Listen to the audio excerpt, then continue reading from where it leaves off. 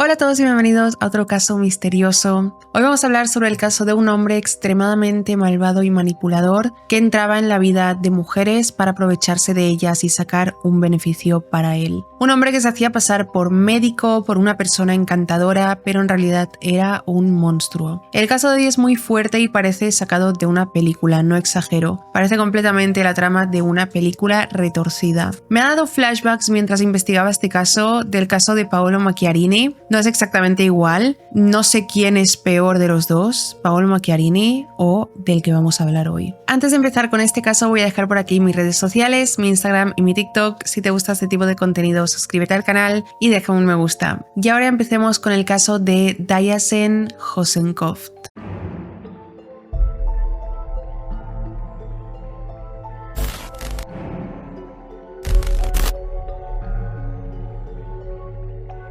Dayasen Hosenkopf en realidad nació con el nombre de Armando Chávez. Sin embargo, voy a referirme a él como Dayasen para que no nos liemos. Nació el 5 de marzo de 1965, creció en Houston, Texas, donde vivía con sus padres y su hermana mayor. Cuando tenía 6 años, sus padres se divorciaron y él junto a su hermana se fue a vivir con su padre. Y esa sería la última vez que volvió a ver a su madre en toda su vida. Su padre se casó con otra mujer que tenía también hijos y Dayasen, al ser tan pequeño y vivir un cambio tan significativo y nunca volver a ver a su madre, hizo que comenzara a tener problemas de conducta, sobre todo. Por ejemplo, odiaba a su madrastra y se rebelaba todo el tiempo contra ella. Según la familia, él fue una completa pesadilla durante su infancia. En su adolescencia sucedió algo que lo cambiaría para siempre. Un día, mientras jugaba fútbol americano en el instituto, sufrió una lesión muy grave en la cabeza. Fue trasladado en helicóptero al hospital, donde permaneció durante 4 días, y tras esa lesión en la cabeza, todo su entorno dijo que nunca volvió a ser el mismo. Su personalidad cambió completamente. Con su familia, por ejemplo, siempre fue muy rebelde, pero a la vez era cariñoso con ellos. Tras esta lesión en la cabeza, se convirtió en una persona completamente fría hacia su familia. Comenzó a ser muy manipulador e incluso su entorno pensaba que era un sociópata. A los 16 años, de repente, Dayasen se fue de casa voluntariamente y a partir de ese momento jamás volvió a dirigirle la palabra a su familia. No tenemos contexto realmente de lo que pasó, si pasó algo grave en su casa, si no pasó nada, simplemente decidió irse. No lo sabemos, pero él cortó el contacto por completo con su familia y nunca más en su vida volvió a verla. Después del instituto fue a la Universidad de Notre Dame, que se encuentra en California, y estudió química. Para ese entonces, Dayasen tenía 20 años y comenzó una relación con una chica llamada Rosemary de 23 años. En muy poco tiempo se casaron y tuvieron una hija. En esta relación, Rosemary se dio cuenta de que Dayasen era un mentiroso compulsivo. Mentía sobre todo por la más mínima tontería, sobre cosas que te preguntas ¿por qué alguien mentiría sobre esto? No solo se dio cuenta de que era un mentiroso, sino de otras cosas más. Dayasen tenía hábitos muy extraños y perturbadores. A veces Rosemary volvía a casa del trabajo y se encontraba con que Dayasen estaba en la bañera, tirado en la bañera, sacándose sangre.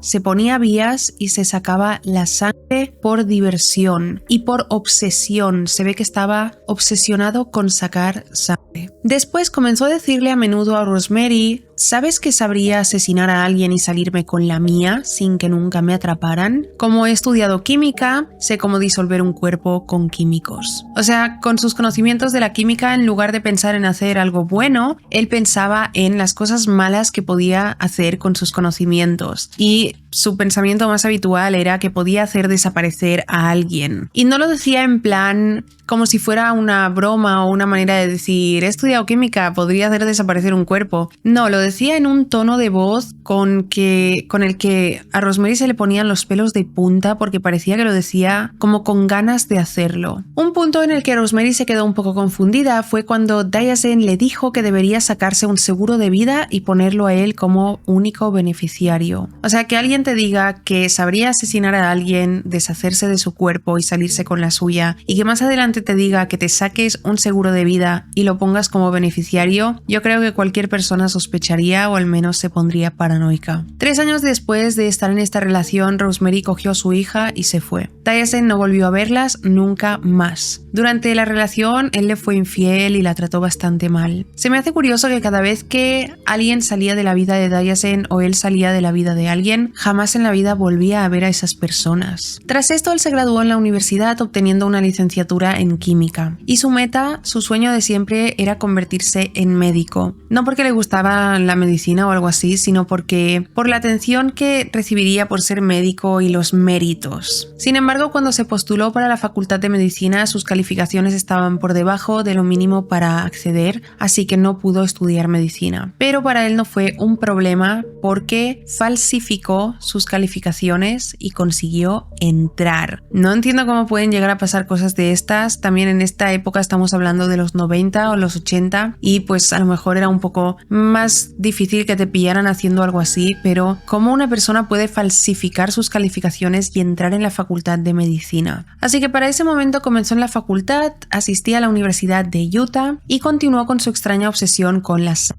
Porque lo que hacía con Rosemary de sacarse sangre en la bañera era porque estaba completamente obsesionado con la sangre. Y en la universidad se acercaba a los demás estudiantes y les preguntaba si podía extraerles sangre. Y sorprendentemente algunas personas accedían. Así que él les ponía una vía y les extraía sangre y la guardaba en un vial. En varias ocasiones en la facultad, Diasen fue atrapado robando agujas y suministros médicos. También se sabe que muchas veces lo pillaron garabateando esvásticas. Le decía a la gente que su mujer Rosemary y su hija murieron en un accidente de tráfico, pero no le decía así tal cual, inventó toda una historia trágica. Contaba que Rosemary estaba yendo a recogerlo a la universidad cuando tuvo el accidente y murió, y que él se sentía responsable. Todo esto lo hacía porque le encantaba llamar la atención y con esta historia tan trágica todo el mundo le daba atención, todos se compadecían de él. La gente de la universidad lo describió como un chico que se enfadaba muy rápido y muchísimo, enseguida entraba en cólera. Sobre todo se enfadaba cuando alguien cuestionaba su inteligencia o cualquier cosa que él dijera. Mientras continuaba sus estudios, encontró un trabajo a tiempo parcial en un hospital. Allí comenzó a atender a una paciente, una chica llamada Paula Young, que estaba ingresada por depresión. Él fue encantador con ella y se hicieron bastante amigos, como médico y paciente. Cuando le dieron el alta a Paula, ella quería seguir en contacto con Diasen porque la había ayudado mucho y quería que la continuara ayudando. Y él accedió a hacerlo. Él iba a su casa, la ayudaba con su salud mental y también él en el hospital se había encargado de prepararle la comida y continuó haciéndolo cuando le dieron el alta. En una ocasión le preparó la comida, ella comenzó a comerse el plato, que eran verduras, y enseguida notó un sabor muy extraño, así que le dijo que no se las quería comer porque sabían como a agrio. Diasen comenzó a insistirle mucho en que se las tenía que comer todas. Ella lo hizo y un rato después comenzó a sentir una sensación de ardor muy fuerte en el estómago, comenzó a tener mucha diarrea, vómitos. Tuvo que ir al hospital donde fue ingresada en la unidad de cuidados intensivos y allí descubrieron que tenía insuficiencia orgánica grave en sus riñones, hígado y corazón. Fue operada y descubrieron que había sido envenenada con arsénico, pero tenía una dosis muy alta que la podría haber matado perfectamente. Ella inmediatamente pensó que Diasen fue quien la envenenó. Él fue la única persona, aparte de ella misma, que preparó sus comidas. Ella lo comunicó al personal del hospital y las autoridades investigaron a Diasen, pero no encontraron evidencias de que él la hubiera envenenado. Al no encontrarlas, como Paula sufría de depresión, la policía sacó la teoría de que ella se intentó quitar la vida y al avergonzarse de admitirlo, quería culpar a otra persona. Al llegar a esa conclusión, cerraron la investigación de Diasen. A principios de los años 90, la Facultad de Medicina descubrió que Diasen había falsificado sus calificaciones y fue expulsado. En ese punto es cuando él decidió que quería un nuevo comienzo y que para ello se cambiaría su nombre. Quería un nombre único y es cuando pasó de llamarse Armando Chávez a Diasen Hosenkov. Se cambió el nombre legalmente con todo el proceso y todo. Escogió este nombre porque pensaba que sonaba entre alemán y japonés y él creía que los alemanes y los japoneses eran las razas superiores. En ese punto Diasen conoce a otra chica llamada Girlie Chiu. Girlie nació el 27 de agosto de 1963 en Malasia, donde creció junto a sus padres y hermanos. Para Gurley, su familia lo era todo. A los 21 años consiguió trabajo en el Banco de Hong Kong en Malasia y en ese trabajo se hizo muy amiga de una compañera llamada Susan. Se hicieron mejores amigas, comenzaron a viajar juntas, iban a todas partes juntas, les encantaba compartir el tiempo. A menudo viajaban a Estados Unidos. Y en el año 1992 hicieron uno de estos viajes a Estados Unidos, visitaron el SeaWorld situado en San Diego, California. Durante este viaje un día Diasen vio a Gurley, se acercó a ella porque le llamó la atención, se presentó, fue súper encantador, era muy manipulador, la típica persona que se te presenta y te cae bien al instante, pues él era así, sabía ganarse a la gente. A Gurley enseguida le encantó, fue tan encantador que cuando regresó con Susan a Malasia, Diasen y ella comenzaron a intercambiar cartas de amor. Siempre estaban en contacto y no mucho tiempo después Diasen le pidió matrimonio. Gurley dijo que sí y entonces él la convenció de mudarse a Estados Unidos. Un año después de conocerse, Gurley en 1993 se despidió de su familia, se subió a un avión y voló hasta Estados Unidos, donde Diasen la esperaba en el aeropuerto con un anillo de compromiso de $7,500. Diasen le había mentido a Gurley diciéndole que era médico, que era rico. 8 días después de su llegada a Estados Unidos, se casaron y se mudaron a Albuquerque, Nuevo México, donde Gurley consiguió un trabajo en un banco. Los inicios de su relación fueron muy buenos, todo fue bien, Gurley sentía que había hecho lo correcto, que Diasen era el hombre de sus sueños y todo les iba genial. Diasen parecía que tenía mucho dinero y todo le iba muy bien, vivían en una casa muy bonita, tenían coches muy buenos. Según Diasen, lo que decía era que se había graduado en una de las universidades más prestigiosas de Estados Unidos y que tenía un montón de títulos, que también se graduó en una universidad en Tokio y le dijo a Gurley que él era cirujano torácico. Y esto no solo se lo decía a Gurley, sino a todas las personas que conocía, pero la realidad era que él no tenía ninguno de estos títulos, ni siquiera tenía trabajo como cirujano torácico, evidentemente. Más adelante veremos de dónde sacaba el dinero este hombre. Bueno, más adelante no, ahora mismo vamos a verlo. En esa época, Diasen conoció a una mujer de 72 años llamada Sunny Blake, pero no la conoció como una amiga. Sunny era una mujer muy rica, era una heredera de una gran fortuna y en 1993 fue diagnosticada con cáncer de mama bastante avanzado. Al sentir que se le acababa la vida, quería aprovecharla al máximo, así que puso un anuncio en un periódico local que decía lo siguiente: mujer rica busca amante. Diasen vio ese anuncio y de inmediato contactó con ella, tuvieron sus primeras citas y cuando ella le explicó que tenía cáncer, Diasen le dijo que él era un genetista muy bueno y que había inventado un suero que erradicaba el cáncer de mama. Básicamente le dijo que tenía la cura de su cáncer. También le dijo que había inventado otro suero, el suero que revertía el envejecimiento. Sunny estaba en un momento muy vulnerable, le diagnosticaron una enfermedad terminal, así que no dudó en creerse a Diasen, a quien nombró como su médico. Él comenzó a proporcionarle este suero, se lo inyectaba y diréis, ¿pero qué le inyectaba? Pues le inyectaba vitamina B. Él le decía que era un suero inventado en su laboratorio para erradicar el cáncer, pero le estaba inyectando vitamina B. Y Sunny, a cambio, comenzó a pagarle muchísimo dinero. Según Diasen, era la cura del cáncer, era un tratamiento muy caro. Ahora un dato espeluznante de los muchos que vamos a ver en este caso, porque os prometo que este caso cada vez se pone peor. El suero para el cáncer en realidad era vitamina B. El suero para el antienvejecimiento era la sangre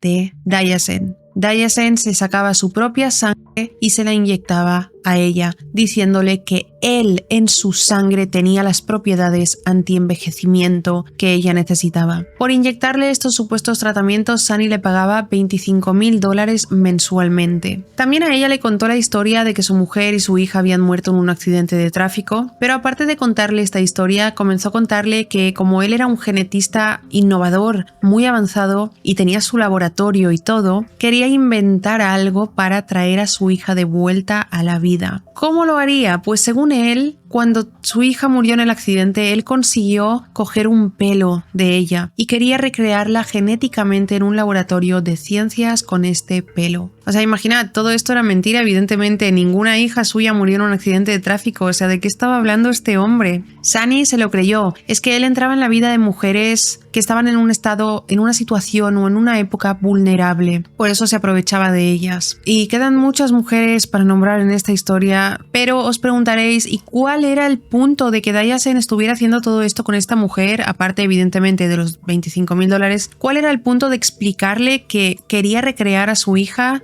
genéticamente? Pues era para conseguir algo de ella, porque le dijo: cuando traiga a mi hija de vuelta a la vida, no sé dónde vamos a vivir, necesitaremos una casa. Sunny era tan rica que se creyó esta historia y decidió que le compraría a Dayasen una casa. Y lo hizo. Le compró una casa muy bonita y le donó $500,000. Durante 2 años, Sunny se estuvo tratando con Dayasen, confiando en él, y básicamente renunció a la medicina tradicional que podía haberle ayudado. Sin embargo, confió en este hombre que le mintió, haciéndole creer que era médico y que la estaba salvando. 2 años le estuvo inyectando vitamina B y su propia sangre. Los hijos de Sunny lo vieron todo claro desde el principio y siempre le dijeron a su madre que este hombre no era de fiar, y trataron de hacer todo lo que pudieron para que su madre se alejara de él, pero no pudieron hacer nada, y Sunny después de 2 años murió de cáncer. Y Dayasen se salió con la suya. Había ganado $25,000 mensualmente durante 2 años, tenía una casa nueva que Sunny le compró, a la que se mudó con su mujer Girly, y $500,000. Por otro lado, su matrimonio no iba tan bien en ese momento. Dayasen no quería gastar dinero en Girly, lo quería todo para él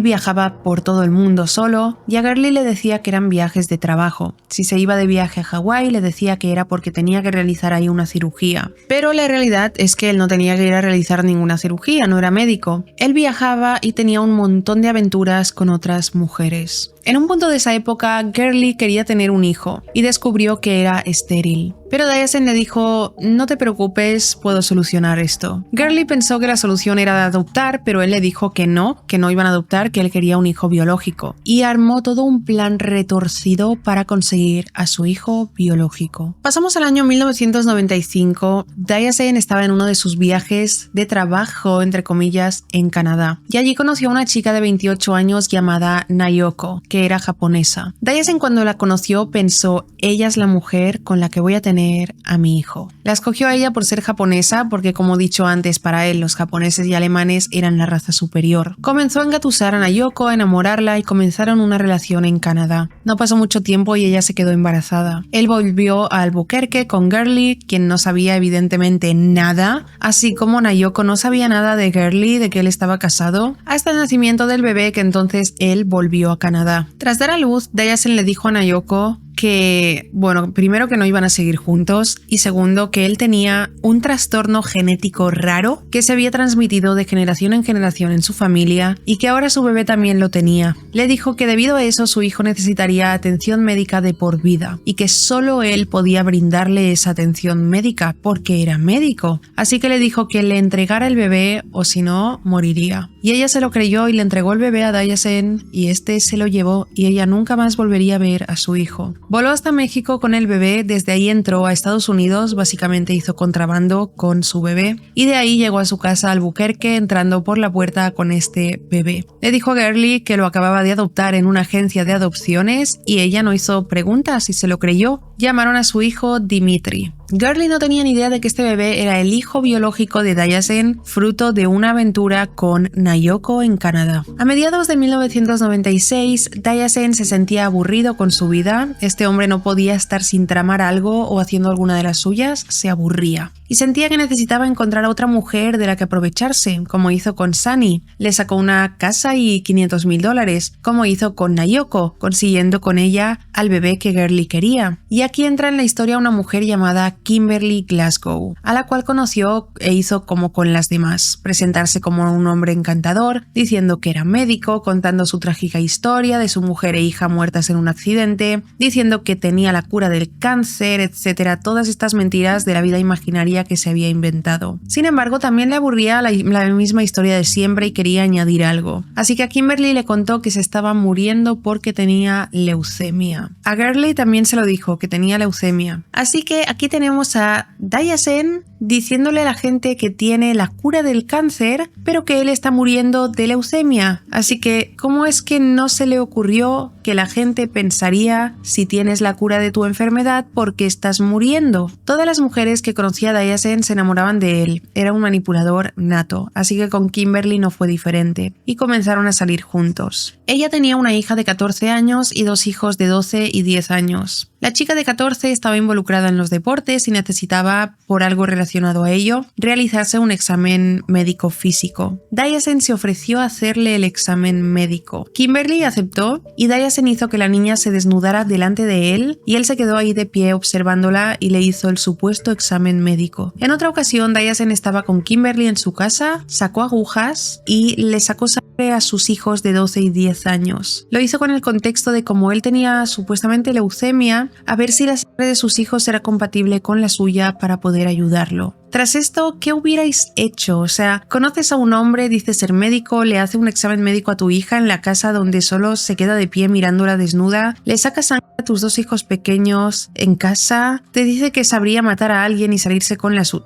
suya porque a ella también se lo dijo. Todo muy extraño y perturbador, ¿no? Pero Kimberly continuó su relación con él. En un punto de esta aventura que Diasen tenía con Kimberly, Gurley los descubrió. Para ese entonces, Gurley ya lleva unos años casada con él y ya se había dado cuenta de quién era realmente. Se había dado cuenta de que era un mentiroso, de que casi nada de lo que había dicho al principio cuando se conocieron era verdad. Incluso se estaba dando cuenta de que era un hombre peligroso. Cuando Gurley se enteró de la infidelidad, se presentó en el lugar de trabajo de Kimberly para hablar con ella, para advertirle de que estaba casado y de que era alguien peligroso. Le dijo literalmente lo siguiente: te pido por favor que no le digas a Diasen que he venido a hablar contigo, porque si se entera me va a matar. Gurley no fue a ver a Kimberly para pelearse con ella por ser la amante de su marido, sino que fue para advertirle sobre quién era él realmente. Tras esto, Gurley se fue, Kimberly se quedó impactada, no sabía que Diasen estaba casado, que tenía un hijo, y básicamente lo confrontó, directamente le preguntó: ¿estás casado? Él no respondió, simplemente entró en cólera y comenzó a preguntarle: ¿quién te ha dicho eso? Ella le dijo: una mujer me visitó en el trabajo y me lo contó. Y él dio por hecho que esta mujer fue Gurley. En este punto la relación con Kimberly terminó, evidentemente ella terminó la relación en la que había estado con él durante 2 años. Diasen volvió a su casa.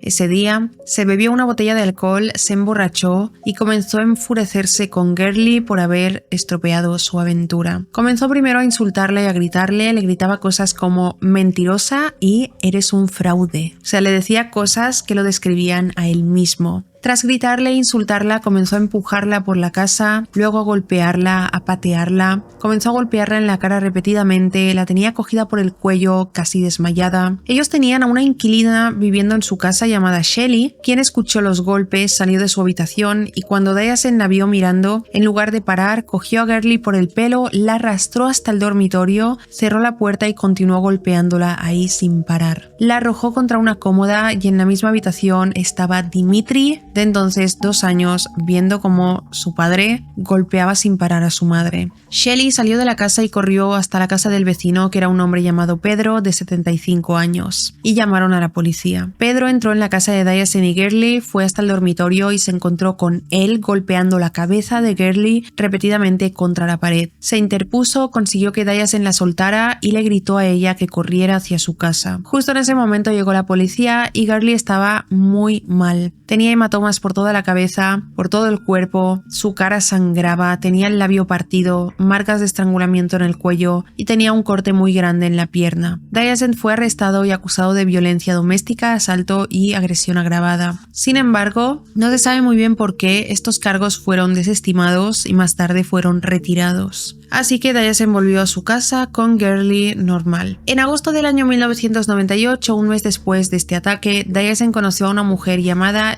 Julie, de 50 años. Julie acababa de divorciarse en ese momento y estuvo en un matrimonio donde sufrió abusos. Quería rehacer su vida, empezar de nuevo, así que publicó un anuncio en un sitio web de citas de en ese entonces, que acababa de empezar internet y todo, y Diasen lo vio. Rápidamente comenzó a hablar con ella, contándole de nuevo toda su historia inventada de su vida. En esta ocasión cambió algunos detalles, añadió que tenía su propio laboratorio y cambió la historia de la muerte de su exmujer. Dijo que su mujer falleció mientras él la estaba operando. Le dijo que desde la muerte de su mujer era padre soltero, que estaba luchando para sacar a su hijo adelante, que aparte de ser médico también era conductor de helicópteros y un montón de cosas más. También añadió a la historia que su padre era alemán y su madre japonesa. Comenzó a tener citas con Julie y en algunas citas él llevaba a su hijo Dimitri para usarlo a su favor. Cuando le presentó a su hijo Dimitri, le comenzó a contar que él creó a su hijo, que creó a 11 niños más, que fueron modificados genéticamente en el laboratorio de la NSA, que es la Agencia de Seguridad Nacional, y que su esperma, el de Diacen, se había utilizado para criar a estos 12 niños. Uno de ellos, Dimitri. Y Julie se lo creyó. Sobre Julie, ella le contó que estaba intentando comenzar de nuevo su vida, que sentía que estaba envejeciendo, sentía que había perdido mucho tiempo de su vida en un matrimonio abusivo y básicamente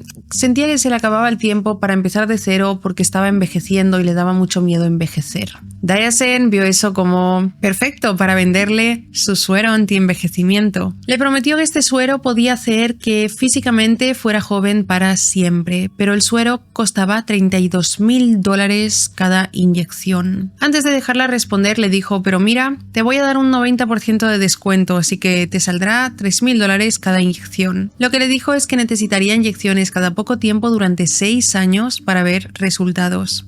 Diacen prácticamente se estaba asegurando el sueldo durante 6 años. Julie aceptó, era su punto débil en ese momento. Diacen se estaba aprovechando de una mujer que se encontraba en una situación vulnerable. La única traba era que Diacen le dijo que él había robado ese suero del laboratorio de la NSA, que había robado un valor total de $1,8 millones de este suero. Y como era robado, Julie no podía contárselo a nadie. Comenzó a decirle en plan, como he robado el suero, la NSA ahora quiere matarme y de hecho también quieren matar a los 12 niños que criaron con mi esperma. A principios de 1999, Diacen estaba en una relación con Julie, sacándole el dinero, inyectándole quién sabe qué. Gurley seguía viviendo bajo el mismo techo que él y para ese punto la violencia hacia ella había empeorado significativamente. Y fue entonces cuando Gurley descubrió algo. En la casa donde vivían, tenían una habitación que siempre estaba cerrada con llave. Era una habitación de Diacen y nadie más podía entrar. Y Gurley siempre lo había respetado y no había entrado nunca a esa habitación porque pensaba que estaban sus cosas del trabajo, los datos confidenciales de sus pacientes y cosas así. Pero en ese punto ella sabía que su marido era un maltratador, que tenía múltiples aventuras con otras mujeres, pero lo que no sabía era que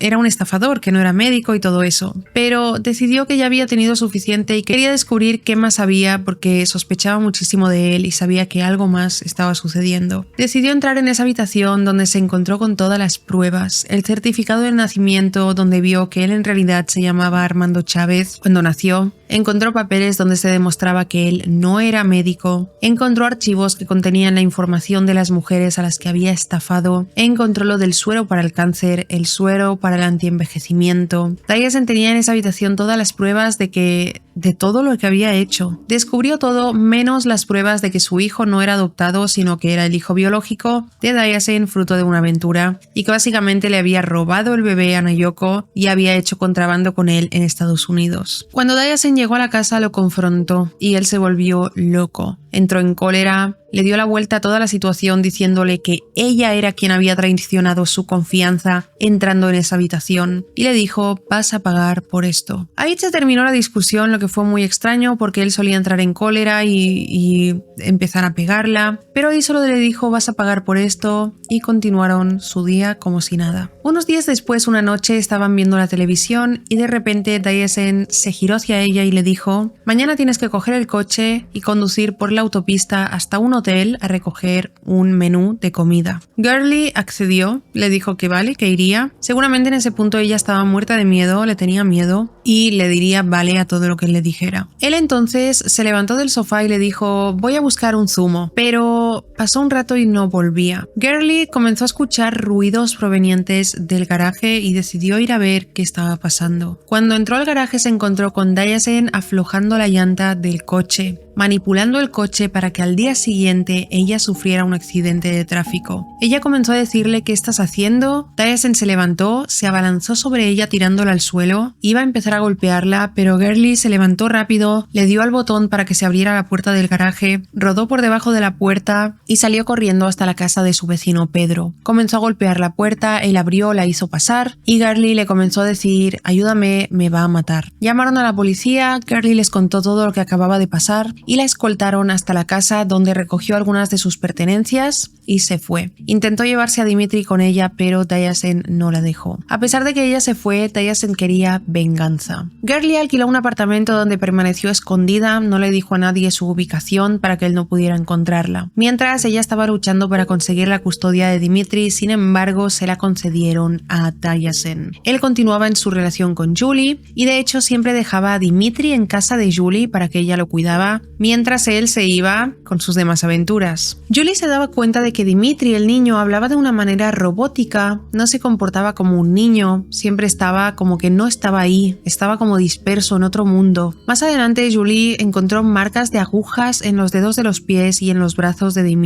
Ella pensó que Dayasen estaba drogando a su hijo, inyectándole calmantes o cosas así, y por eso el niño se comportaba de esa manera. En otra ocasión, cuando estaba cuidando al niño, Julie vio que tenía moretones en la cabeza. Le preguntó: ¿cómo te has hecho estos moretones? Y Dimitri respondió: los pellizcos de papá. Cuando le cambiaba los pañales, notó un sarpullido en sus partes y también el recto hinchado, por lo que parecía que estaba siendo abusado de todas las maneras. Julie inmediatamente llamó a los servicios sociales para denunciar abuso físico y sexual y abrieron una investigación. Julie siempre le preguntaba a Dimitri que qué le hacía a su padre, pero él no respondía. Ella tenía un amigo que era psicólogo y le preguntó que qué podía hacer para que el niño se abriera con ella y le explicara lo que estaba pasando. El amigo le dijo: Dimitri no te va a contar nada porque su padre lo ha programado para que no te cuente los abusos que sufre. Le dijo: cómprale un osito de peluche, dáselo a Dimitri y dile: este osito es tu amigo y necesita que le cuides porque ha sido herido por sus padres. ¿Puedes cuidarlo? Ella lo hizo y Dimitri inmediatamente cogió al osito y lo cuidó y le dijo: no te harán más daño, y cosas así. Y eso significaba que Dimitri podía entender por lo que había pasado el osito, porque era lo que Dayasen le hacía a él, y podía verse a sí mismo reflejado en el osito. Eso confirmó por completo las sospechas de Julie y la mujer se rompió a llorar, se le rompió el corazón al ver esa escena del niño.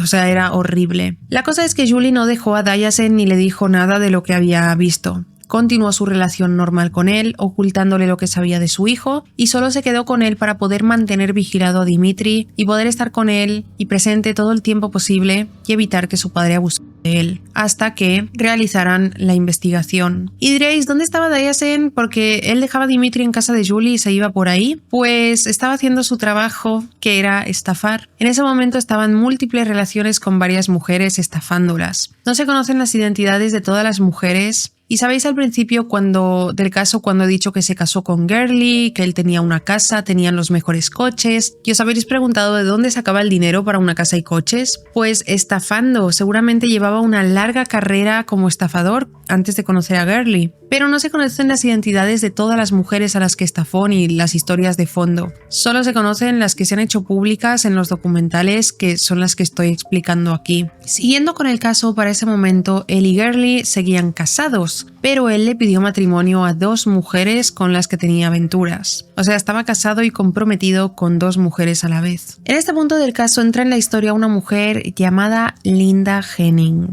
Linda nació el 3 de octubre de 1953. Creció en Hollywood junto a su familia. Sus padres se divorciaron y cuando terminó el instituto comenzó a trabajar como modelo. En el momento de esta historia ella tenía 45 años, estaba comprometida con su pareja y se sabe de ella que sus relaciones de pareja nunca habían ido demasiado bien, tenía como una idea irreal de lo que era una relación. No sabría cómo explicarlo, pero como que ella tenía unas expectativas que no eran realistas en cuanto a una relación, entonces siempre estaba mal en sus relaciones. El dato importante sobre ella en esta historia es que era una gran conspiracionista. Creía completamente en las teorías conspirativas. Estaba obsesionada con el tema de los aliens, creía que el mundo estaba dirigido por reptiles y alienígenas. En verano de 1999, Linda asistió a una convención de teóricos de la conspiración. En este evento iban personas que creían en todas estas teorías conspirativas. ¿Y quién fue también a ese evento? Dayasen Hosenkov. Pues a Dayasen también le encantaban las teorías conspirativas. Esta convención en la que se conocieron fue organizada por un hombre llamado David Icke, un teórico de la conspiración que ha escrito más de 20 libros sobre teorías respecto a los reptilianos, Illuminatis y todos los que dominan el mundo. David Icke se hizo conocido también por inventar la conspiración de que el electromagnetismo de las antenas de las redes 5G logran esparcir el virus que provocó la pandemia del COVID-19. David Icke no tiene nada que ver con este caso realmente, solo fue el organizador de este evento, pero me parece interesante hablar sobre algunos detalles sobre él. Resulta que David era un presentador de deportes de la cadena de televisión BBC y también era portavoz para el Partido Verde del Reino Unido. También fue jugador de fútbol. Pues resulta que en 1990 su vida estaba normal, como he dicho, con estos trabajos, pero en 1990 todo cambió cuando una medium le dijo que él era un sanador que había sido puesto en el planeta Tierra por un propósito y que el mundo de los espíritus le enviaría mensajes espirituales. En marzo de 1991, David dio una conferencia de prensa para anunciar que él era un hijo de Dios. Él comenzó a creer que el mundo sería devastado por terremotos, comenzó a lanzar predicciones conspirativas en el programa donde era portavoz de la BBC. El público comenzó a reírse de él, era un poco el hazme reír. Y bueno, ahí él empezó a escribir y autopublicar libros sobre todas estas teorías conspirativas, como la de que la familia real británica son reptilianos, que los gobiernos son dirigidos por reptilianos, lo cual me parece muy interesante porque a pesar de que yo no creo en todas estas teorías conspirativas, me resultan muy interesantes de leer o escuchar, sinceramente. Si queréis conocer más información sobre este hombre, David Icke, podéis buscarlo en Google, donde hay muchísima información sobre él. Siguiendo con la historia, Diasen y Linda, al conocerse en este evento, enseguida se llevaron bien. Y en esta ocasión, Diasen cambió su historia por completo. Ahí ya no dijo que era médico, el accidente de tráfico y todo eso. Le dijo a Linda: mira Linda, soy un extraterrestre de 2000 años. Le dijo que el mundo estaba lleno de aliens malos que querían controlar la Tierra, pero él era un alien bueno, que fue enviado a la Tierra para matar a los aliens malos y salvar el planeta. Linda le creyó. Ella creía completamente en teorías conspirativas y en estas cosas, y no dudó ni un momento en creer que Diasen era un alienígena que tenía 2000 años. Pasadas 2 semanas de haberse conocido, Linda dejó a su prometido y comenzó una relación con Diasen, y se comprometieron a las 2 semanas de conocerse. En ese momento Diasen estaba prometido con 3 mujeres. En el momento de conocer y comenzar su relación con Diasen, Linda cambió por completo. Su entorno dijo que cambió completamente, cortó todo contacto con su entorno, amigos y familias, cambió su imagen personal, no se cambiaba de ropa, no se cuidaba, no se duchaba. Diasen le dijo que tenía que conseguir vender su suero anti-envejecimiento y ella solo se acercaba a sus amigos y familiares para tratar de venderles el supuesto producto.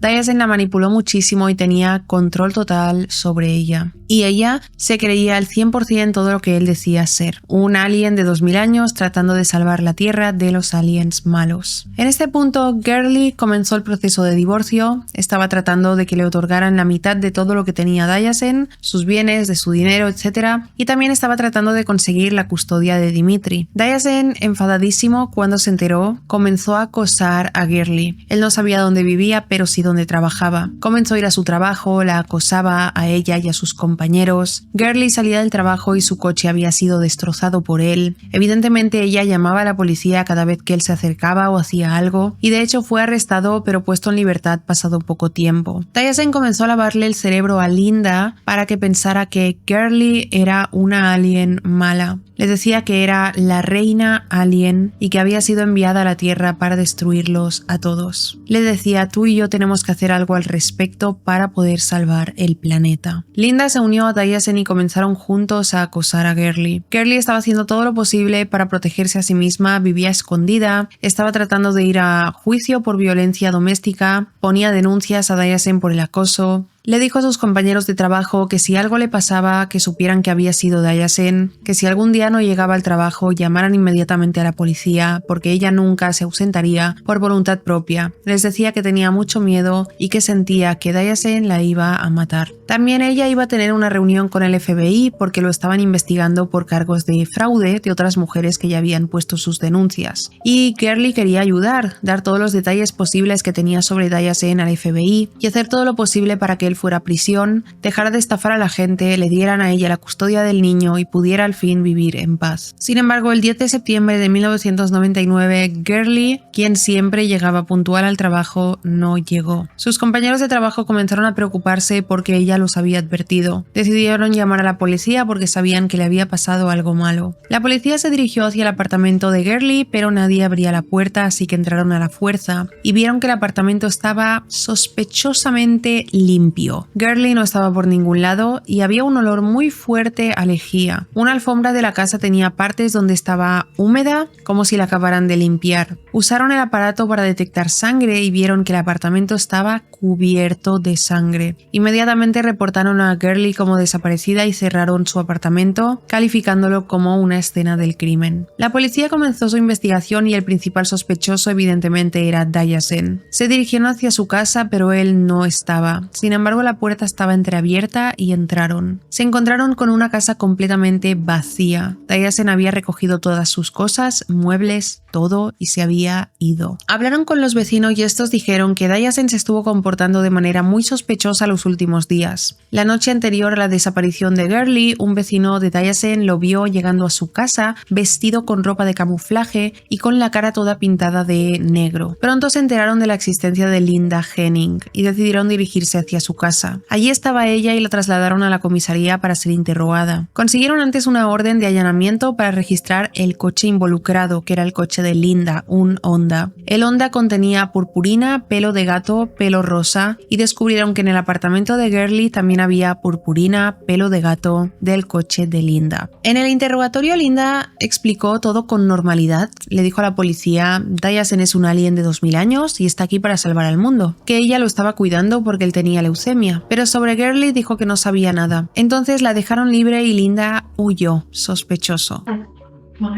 Melanoma leukemia. I felt instinctively that he was dying and that he didn't have much time. Al día siguiente la policía recibió una llamada. Una persona estaba conduciendo por la autopista 60 de Nuevo México y vio al lado de la carretera un trozo de lona cubierto de sangre y también ropa con sangre. Tras analizarla descubrieron que la sangre era de Gurley y la ropa era de ella también. Había tanta sangre que concluyeron que Gurley estaba muerta. Pasaron unos días y Linda y Dayasen seguían sin aparecer. Pero de repente un día la policía comenzó a recibir un montón de llamadas de gente que conocía a Dayasen diciendo que él les estaba llamando desde cabinas telefónicas amenazándolos. Y con estas llamadas pudieron rastrearlo. Dayasen había huido a Charleston, Carolina del Sur. Estaba en casa de Cherry, quien era una mujer con la que se había prometido. Una de estas 3 mujeres con las que estaba prometido. La policía se dirigió hacia allí, arrestaron a Dayasen, registraron sus pertenencias encontrando el carnet de identidad de Gurley, 2 frascos de sangre, la libreta de direcciones de Gurley, un limpiador a vapor y una pistola. En ese momento la mujer que estaba viviendo con él, Cheryl, estaba comprometida con él pensando que estaba en una relación con un médico, etc. y se acababa de dar cuenta de que su prometido estaba casado y arrestado por posiblemente haber asesinado a su mujer. Rápidamente también consiguieron localizar a Linda, no había ido muy lejos. Ambos fueron arrestados y mientras consiguieron una orden para registrar la casa de Linda. Encontraron una espada samurái, el recibo de la espada que indicaba que fue comprada el día antes de la desaparición de Gurley. En la lona encontrada en la autopista de Nuevo México encontraron un pelo de Linda. En la casa de Gurley, sangre de Linda. Y en ese punto tenían suficientes evidencias para acusarlos a ambos de asesinato. Pasaron 2 años y el cuerpo de Gurley todavía no había sido encontrado. En el año 2002, Dayasen y Linda fueron a juicio. Dayasen se declaró culpable de asesinato en primer grado para evitar ser sentenciado a pena de muerte y fue sentenciado a cadena perpetua. Y Linda se declaró inocente, por lo que su juicio se alargó. Y su defensa fue el mismo Dayasen. No sé a quién se le ocurrió poner como defensa de Linda a un asesino que se había declarado culpable por asesinato. Voy a poner unos trozos del juicio porque fue todo un espectáculo. Para las personas que me escucháis en Spotify voy a leer un poquito lo que dijo Dayasen porque de verdad es una completa locura. Dayasen fue llamado para entrar a la sala del juicio y subir al estrado. Y cuando entró a la sala del juicio, de verdad yo siento como que él se siente como si fuera una superestrella. Se le ve como con orgullo en la cara, en plan, ha llegado Dios. No se le ve una actitud como si creyera que todo el mundo tendría que estar súper impresionado de ver a Dayasen Hosenkov. El vídeo del juicio no está completo, al menos no lo he encontrado completo porque es de hace muchos años, pero algunas de las cosas que dijo sobre el asesinato de Gurley fueron las siguientes. Fue un plan impecable, quiero decir. En realidad, si no hubiera sido perfecto, habríais resuelto ya este asesinato. 3 años han pasado y no sabéis lo que pasó. Cuando decides que vas a cometer un asesinato, decides que vas a intercambiar tu vida por la de ellos. Yo hice eso. It was a flawless plan. I mean, actually, If it wasn't flawless, you would have solved the murder by now. 3 years down the line, you still don't know what happened. When you decide you're going to commit murder, you decide that you're going to trade your life for theirs. I did that. También dijo, el asesinato es un negocio complicado o algo así. Estructuras una estrategia, diriges un asesinato, ejecutas el plan. Lo hablaba como si fuera su trabajo, ¿no? Es que de verdad es muy extraño cómo hablaba este hombre. Dijo, el plan era que iba a ser asesinada, iba a ser secuestrada. Con suerte sufrió el dolor más insoportable conocido por la humanidad. Asesinar es algo que tienes que tener la fortaleza de hacer. No es algo que se tome a la ligera. Es algo que tienes que tener cualidades de depredador. Tienes que atreverte a hacerlo y luego no tener miedo de que te atrapen. O sea, en lugar de defender a Linda o decir de una vez dónde estaba el cuerpo y qué habían hecho con Gurley, da toda la sensación de como si él fuera un profesor que está dando clases de cómo cometer un asesinato. Aparte de todo esto, dijo que Linda no tuvo nada que ver con el asesinato de Gurley. Los miembros del jurado dijeron que jamás en su vida habían estado tan cerca de una persona que transmitía tanta maldad, que parecía un personaje de dibujos animados, pero el personaje malvado. Cuando pasó a la parte del asesinato, Diasen explicó lo siguiente. Entré en el apartamento, estaba desordenado, y eso estaba bien, porque para eso estaba yo. Fui ahí a limpiarlo, para eliminar cualquier evidencia forense. Problema, había sangre en la alfombra. Ahora tenemos una lesión dentro del apartamento. Tengo que asegurarme de que esa secuencia de ADN no coincida con la de Gurley. Debo dejar ADN femenino. Entonces, ¿qué hizo Diasen? ¿Qué está explicando aquí? Que él, como obsesionado que era de sacarle sangre a la gente, tenía viales con sangre de Linda. Sacó sus viales y comenzó a mezclarla con la sangre de Gurley, que dijo, aquí cometí un error, el único vial que tenía en el bolsillo era el de la sangre de Linda, por eso se implica en este caso. I have to make sure that that DNA sequence can't match to Gurley Hossingham. That she is dead, that she is killed, that she might be murdered, so what? I mean, who cares? I don't. To this day, I have no remorse, no pity, no sorrow. I wanted to make sure that her parents knew and cried over 1,000 years over an empty grave. That's what I wanted.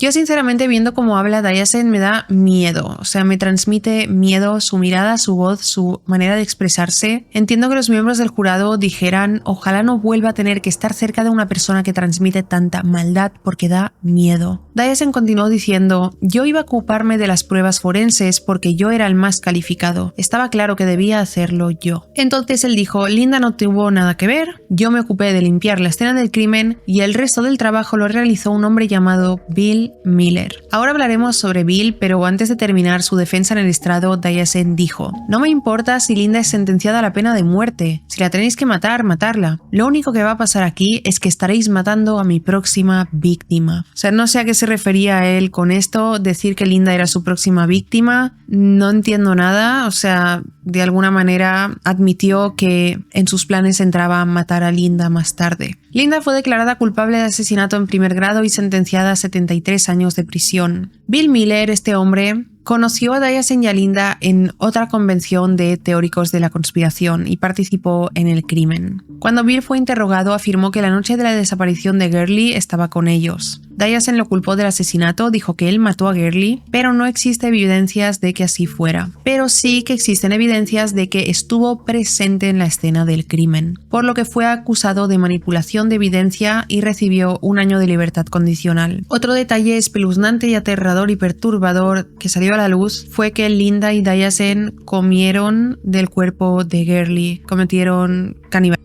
No porque quisieran comérsela, sino para tratar de deshacerse del cuerpo. El cuerpo de Gurley nunca ha sido encontrado, por lo que no se sabe realmente cómo la asesinaron. No se sabe si la tiraron por el desierto de Nuevo México y los animales se comieron al cuerpo. No se sabe si lo enterraron por ahí, no se sabe qué hicieron con él. No se sabe si Diasen lo disolvió en químicos. Y no se sabe cómo murió, con la espada samurái, con la pistola que le encontraron a Diasen. ¿Quién cometió el crimen? Diasen, Linda, Bill. No se sabe cómo fue el asesinato. Sobre Dimitri, Fue retirado del cuidado de Dayasen cuando Gurley desapareció y enviado a hogares de acogida. Pasó hasta por 13 familias. Y lo último que se sabe de él es que cuando llegó a su edad adulta se alejó de esta última familia y comenzó a hacer su vida, que no sabemos cómo la está haciendo. Esto es todo sobre el caso de hoy, que me parece una completísima locura. Hay un documental sobre este caso aquí en YouTube por si alguien quiere verlo desde el punto de vista de los investigadores. Está en inglés, pero con subtítulos en español. Dejadme en comentarios qué opináis sobre este caso, qué opináis sobre todo, qué opináis sobre Dayasen, qué le pasaba en la mente a este hombre. Evidentemente estaba completamente trastornado y perturbado. Dejadme en comentarios quién creéis que asesinó a Gurley, si fue Bill, Linda o Dayasen. A mí me da la sensación de que fue Dayasen, que quizá utilizó a Linda o a Bill para entrar en su apartamento. Me da un poco la sensación de que la siguieron del trabajo, descubriendo dónde vivía, y que Dayasen hizo que o Linda o Bill tocaran a la puerta con alguna excusa para que ella abriera, y fue cuando Dayasen entró y se abalanzó sobre ella. Algo así me da la sensación, porque Gurley no le hubiera abierto la puerta a Dayasen si él hubiera tocado el timbre. Si os ha parecido interesante e informativo este caso, no olvidéis dejar un me gusta, suscribiros al canal. Gracias por ver mi vídeo y nos vemos en el próximo. ¡Chao!